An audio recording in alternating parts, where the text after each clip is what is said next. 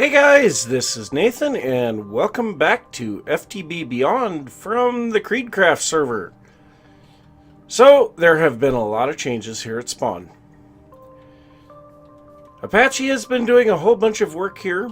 He cleaned up most everything that was around here, and he's been starting to set up some additional buildings around the area, and that's making me feel really good about building in spawn. So I went ahead and did just a little bit of decorating around the Botania area. Now, Apache put these paths in, and so I figured, yeah, why not? We'll put some little flower beds and some silver bell trees.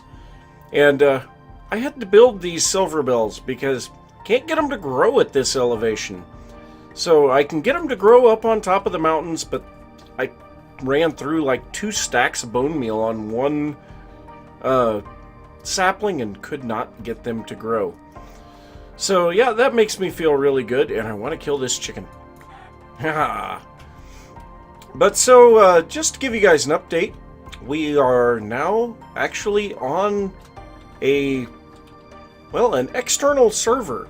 I was hosting the server from my home PC, which made it really difficult to record because, well, quite frankly, I was running the server, I was running my instance of Minecraft, I was recording. Yeah, pretty taxing on the PC. It made for a little bit of jittery stuff going on in the game. But so it is definitely a lot better now. And so hopefully everything will go good there, and I can actually record some time lapses now too, which would be nice. But so, yeah. I want to go out to the mountain and show you guys a little bit of what is going on out there. So let's go ahead and head over here. Now Apache moved the dialing device and stuff for spawn over to here. We have a couple of new additions. First off, we have the true spawn of the world, which this is kind of out in the middle of nowhere. It is out here in the middle of a lake, and it just, in general, it looks terrible. It was deadly.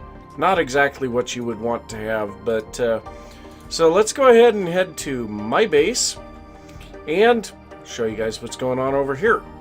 So I've been working on the mountain. I've put down quite a bit of stone and a huge amount of dirt, and we have a small peak out here now.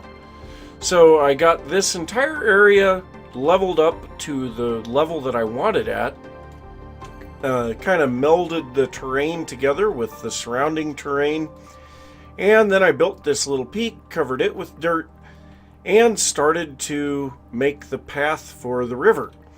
So this river is going to be what the elves are going to live on. So what I'm thinking is we'll kind of put the elves starting up in this area, follow down the river, have the waterfall here, and then have them down in this kind of flatter, less hilly area. So that's what I'm thinking for the elves. And then the dwarves, I'm actually not going to have that far away. Of course, like I said, I want this kind of flatter area here to be a path for the dwarves going up into their area, and then up here where I have my applied energistic stuff and my machinery. Ooh, I have spawnable space. How can I have spawnable space? I've got a mega torch over there. How? I don't get it.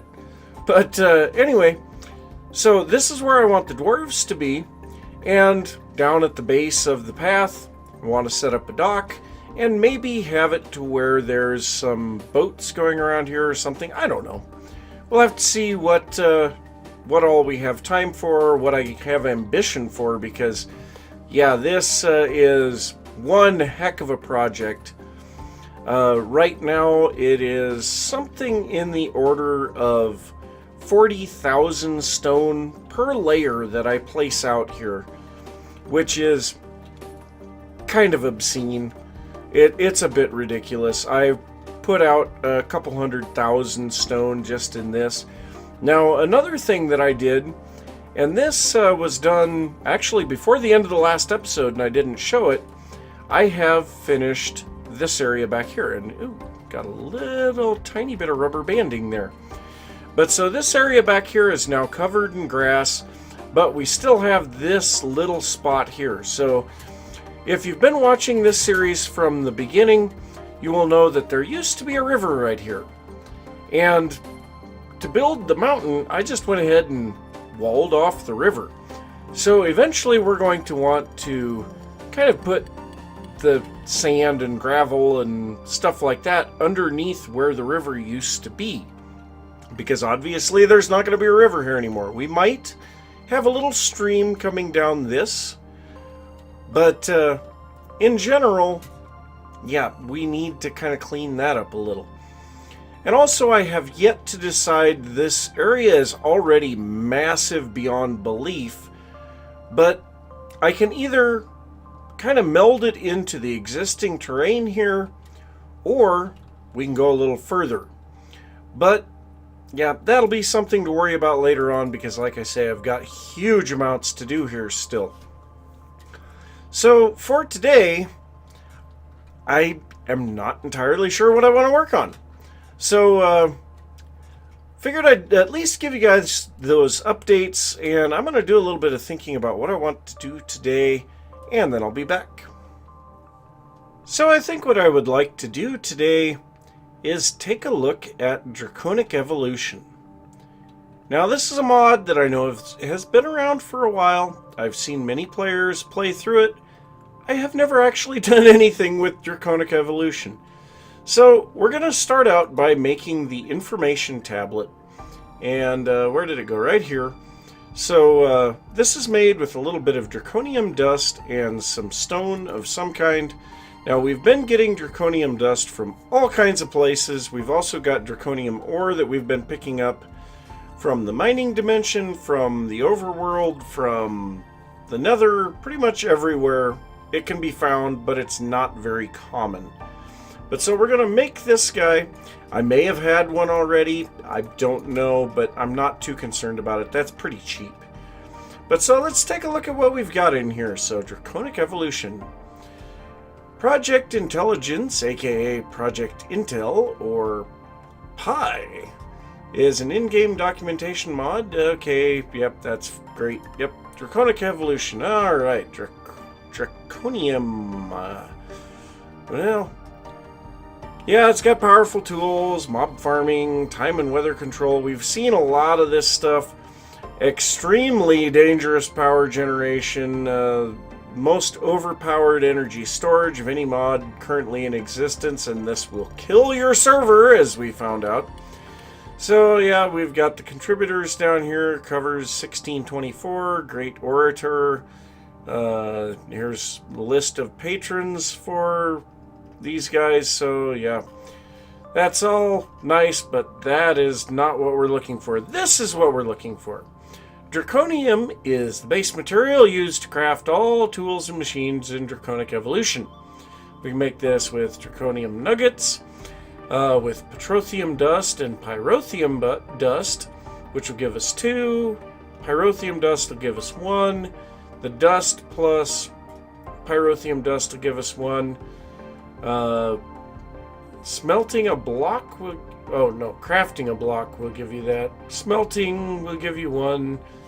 We're looking for the best return that we can get. Now this is still very poor.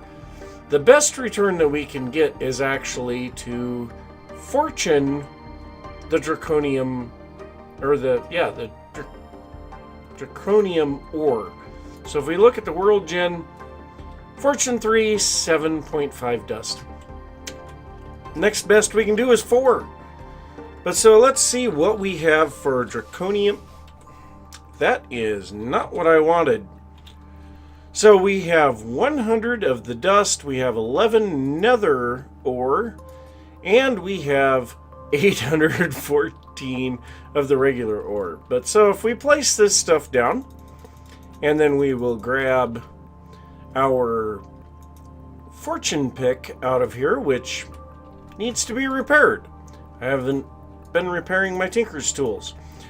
But so we're going to go ahead and take this guy, and we'll just see. We had 11 ore. We'll see how much we get. Now, if the 7.5 holds true, we should have Oh, 77 plus 6.5, about 83-ish. So we got 67. Yeah, not quite as good, but definitely a lot better than even 4, because that would have only been 44. But so there's all of those. We can figure out what to do with those in just a little bit. So let's go ahead and take a look at what's next. So the draconium dust drops from draconium ore when harvested, and 1 dust smelts into 1 draconium ingot, which we've already seen. Blocks can be crafted from 9 ingots, or put in a compactor or storage drawer or a whole bunch of other stuff to turn into blocks. This block is resistant to most mobs, including the Wither and the Ender Dragon, equivalent to 4 bookshelves when used as an enchanting booster. Interesting. I had no idea you could use blocks of draconium for an enchanting booster. Okay, so we can make those. Next up, we need the charged draconium. By placing a draconium block in a charging device, such as an energy infuser, and supplying it with 100 million RF, you can make a charged draconium block. Currently, in this version of Draconic Evolution, this is not used for anything. This block is currently disabled until some changes can be made. This is not currently used for much, so this would not be a big issue. Okay, well, we used to have to make charged draconium blocks, I remember that. Draconium nuggets, yeah, pretty much standard stuff. So, how do we get back to...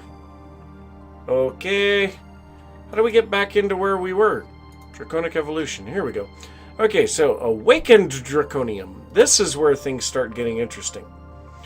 So Awakened Draconium is what comes next after regular Draconium. It is the base crafting ingredient for all Draconic tier tools and machines. So how do we make this stuff? Well, obviously we're not going to be doing fusion crafting. Okay, well, Dragonheart. Dropped by the Ender Dragon and Chaos Guardian on death, this powerful item is used to craft Awakened Draconium. Okay, so how do we do that?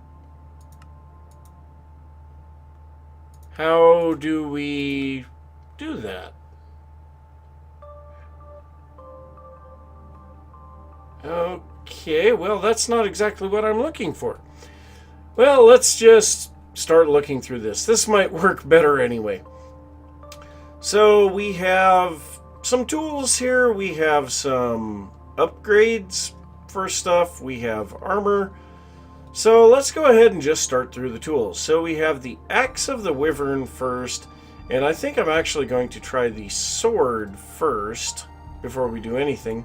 So to make the Sword of the Wyvern, we need a diamond sword, 2 draconium ingots, a wyvern core, and a wyvern energy core. So how do we make these?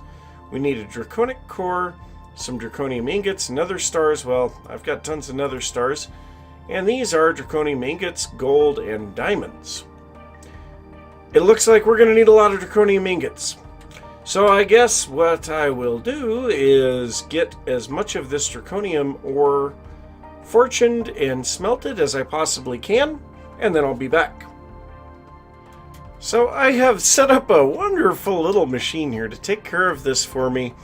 Put my fortune pickaxe here in a mechanical user. I've got it set to use the item on the block with a left click, and so it will break the blocks. Then I have another mechanical user that is placing the draconium ore on the ground. We have our applied energistic system exporting draconium ingots into there. Then we have a vacuum chest from Ender.io picking this stuff up. And then we have an ME import bus pulling this stuff into the applied energistic system. So that's how we're processing the ore into dust. And then I've got it exporting into this alloy smelter. And we're actually getting the ore or the dust faster than this thing can smelt it. So that's going really, really good. But now what I want to do, I think we're going to set up a bunch of patterns for this stuff, because well, quite frankly, we're going to need a lot of Draconic cores, and then later a lot of Wyvern cores, and it's just going to keep on going from there. So let's go ahead and start with the stuff that we know that we need. We know we need a Draconic core. So we should have everything available here, and we need this as a crafting pattern, and we will set it to Aura Dictionary substitutions, even though it does not matter in the slightest. But so there is our Draconic core. So what else did we need to get this stuff going? Let's go ahead and take a look at the sword here. So we need the Wyvern core, which takes Draconic cores, Nether Star, and what does the Draconic core? What are the uses on this guy? So we can make a generator. We can make a Wyvern energy relay crystal. Not sure what that does. A mob grinder. Energy infuser, particle generator, dislocator receptacle. We've got a bunch of stuff. Energy pylons, disenchanter, entity detector. Yeah, there's a lot of stuff here. Fusion crafting core. So eventually we will have to get to that. Basic fusion crafting injector. Reactor stabilizer inner rotor. What? Outer rotor? What on earth are those? Okay, whatever. So the Wyvern core, the Wyvern energy core.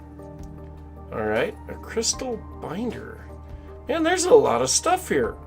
A lot of stuff that I have never heard of. An upgrade key for RF capacity, dig speed, dig AoE or area of effect, attack damage, attack area of effect, arrow damage, draw speed, arrow speed, shield capacity, shield recovery, movement speed, jump boost, and then we can put it on a broken spawner. Now I seem to remember something about this, so we will definitely want to be looking into that a little later. But so we have this one for the Draconic core. Let's go ahead and place this somewhere in our crafting setup. And since we have the netherrack already compressed down there, we're going to go ahead and take those back out, and we're going to use this bottom. Actually, we're going to use the bottom 2 layers for Draconic evolution, because I have a feeling we're going to have a lot of recipes in here. So let's go ahead and break those patterns, and let's get the next one. So we need, and actually, you know what? We are going to grab all of these blank patterns. We're going to go over here to the pattern encoder from AE2 stuff, because this does do exactly as I thought it did. It will make the pattern without having to have the stuff with us. So we are trying to make this. So now we need a Wyvern energy core. We're right here. So the Wyvern energy core, we need blocks of redstone, draconium ingots, and a Draconic core. So that'll be pretty simple. So after that, we need the Wyvern core. So we'll go ahead and make that one. And you know what? We're just going to keep on going with this. So we will set up the awake. Oh no, that takes fusion crafting. Chaotic core, same way. The Draconic energy core, we can set up a pattern for that. So we'll go ahead and grab that one. The flux capacitors, I think we'll wait on those. But so let's go ahead and set up the sword, the shovel. Whoop, gotta pull it from there. The pickaxe, the bow, why not? We'll make them all. The axe, and that looks like it. So let's go ahead and put these in here, and we'll see for sure what we want to do with this stuff. So let's see here. We want to put that core there. We'll put these guys here.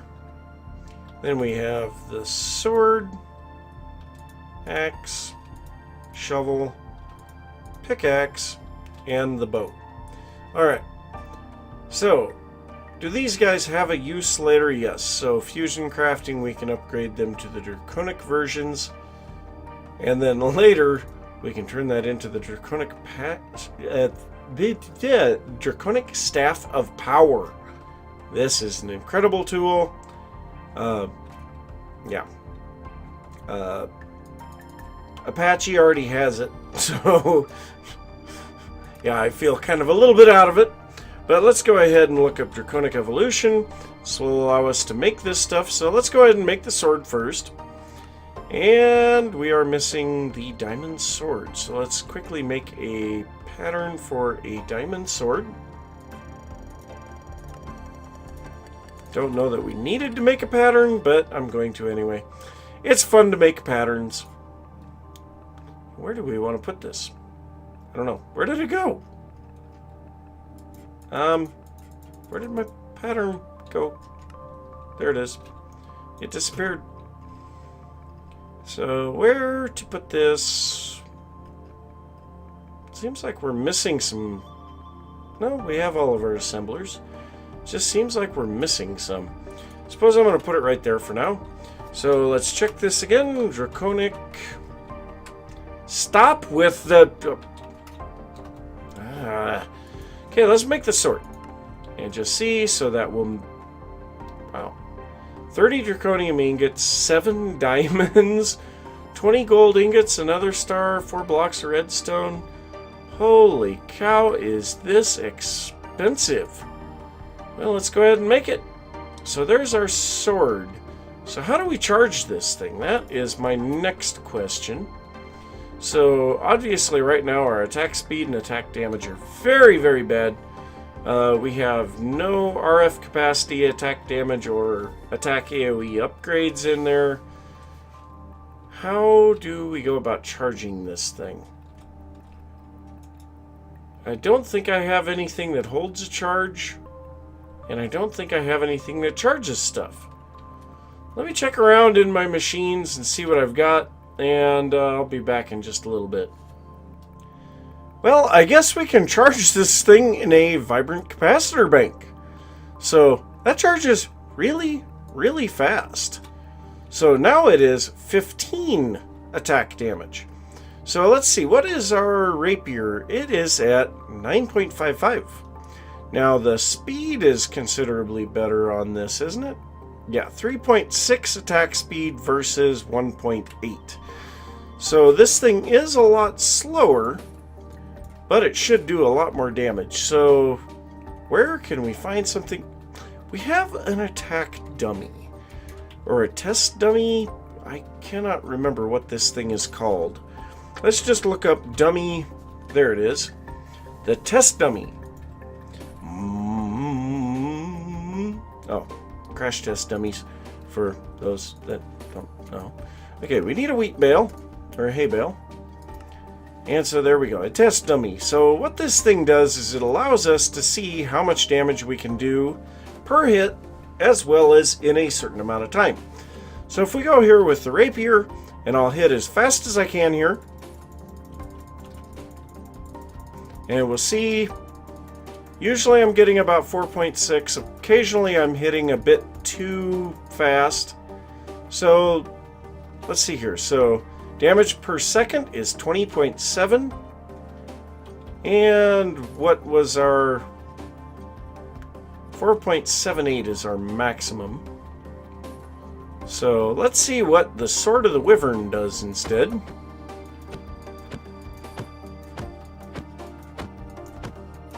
$7.5 damage per hit, not bad. And damage per second, 10.82, so I can get a lot more out of my iron rapier right now than I can out of that Draconic, whatever, Sword of the Wyvern. So almost double the amount of damage. But I'm going to go ahead and make the other tools, charge them, and we'll compare them to what we have. So one thing that I totally forgot about here was the fact that we have armor also, the Wyvern armor. So, of course, this is going to do better than our mana weave, which we have been wearing for an awfully long time. The best part about this mana weave is that we get a 35% less mana cost on all of our mana tools and rods. So, yeah, with this entire set, we use 35% less power in this guy from our mana tablets, but that is not quite as important as it was some time ago. Also, this stuff never takes any damage because it draws from the mana tablet to regenerate. But we are going to go ahead and put this stuff on. Now, of course, this has been charged, and I really want to see what this looks like. Oh my god. What? What is this? What on earth is this? Whatever. So thanks to the angel ring, we can fly still. But, okay. So let's take a look at something else now. I did forget to grab some arrows for the wyvern bow. But so we have several items here. We have the sword we've already tested. So next we're going to test the pickaxe. Now, of course, we have efficiency 5 on this guy, but we're just going to test the wyvern pickaxe the way that it is. So, of course, this guy will insta-mine stone without a second thought. So let's see what our wyvern pickaxe will do. First off, it gives us cobblestone, but it is reasonably fast for an unenchanted pickaxe. Not too bad. We'll have to enchant this to efficiency 5 and see what that does. So let's go ahead and get that out of the way. So next up we have our shovel, and of course this shovel is unbreakable, and it has silk touch, and it's insta-mine of pretty much everything. So yeah, it's also got magnetic on it. So let's go ahead and see what this shovel of the wyvern does. It's actually not too slow as far as shovels go with no enchantments. So yeah, that's kind of nice. So next up we have the axe versus the iron mattock, and of course we have our lumber axes, which kind of those have a bit of a cheatiness to them. So let's go ahead and grab a sapling, and let's just grab an oak. That'll work. And let's grab some bone meal, and we'll go test this out with a little bit of chopping. So let's grab another sapling. Let's go ahead and head over here and just plant a tree. Alright. Let's get some bone meal here. There we go. Alright, so this iron mattock is not heavily upgraded. We have a mining speed of 11.87. Not sure where that's at. We've got haste. So, not extremely fast. Not terribly slow, but not extremely fast. So let's grow another tree right here. We'll go ahead and break the leaves out so that we can get in here. And now let's try the axe of the wyvern and see how that does. Seems like it's roughly the same speed as the other. Let's go ahead and try this again. It might actually be a little faster. And we can insta-break leaves. Nice. Now, is that not giving us any saplings when we do that? I got no saplings from that. Well, that I can't be sure of. But let's go ahead and see what our bows do now in comparison. So we have an electrum bow, which gives us shocking, lightweight, and haste.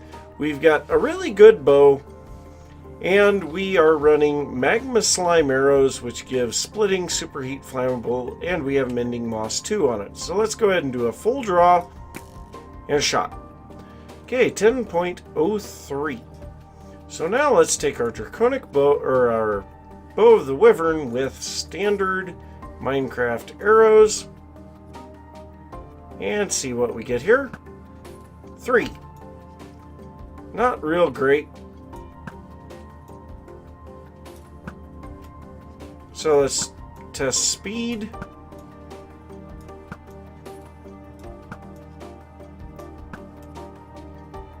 Not extraordinarily fast. Yeah, this electrum bow is a little bit faster, but not by much. So with a little bit of enchanting, these wyvern tools would outdo the great majority of our current tools. But we do have these guys, which are kind of nice now.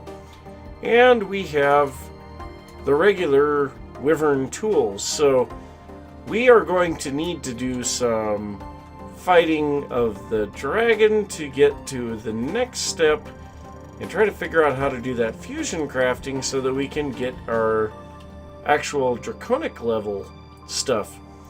But yeah, that's probably going to have to be for another episode because I think we're out of time for today. So I'm going to say thanks for watching. If you enjoyed the episode, be sure to give a thumbs up. If you are new to the channel, don't forget to subscribe.